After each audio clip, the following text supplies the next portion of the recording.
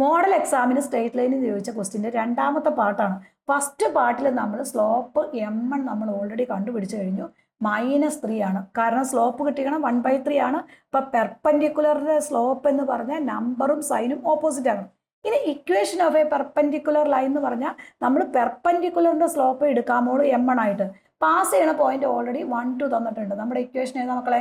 y - y1 = m × x - x1 ആണ് നമ്മുടെ equation എന്ന് പറയുന്നത്.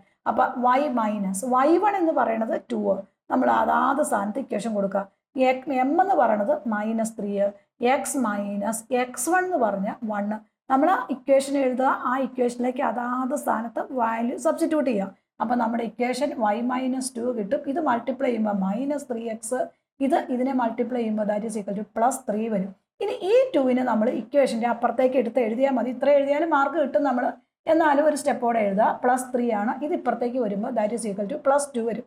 3 + 2 എന്ന് പറഞ്ഞാൽ ദാറ്റ് ഈസ് ഈക്വൽ ടു 5 വരും. അപ്പോൾ നമ്മുടെ ആൻസർ y = 3 + 5.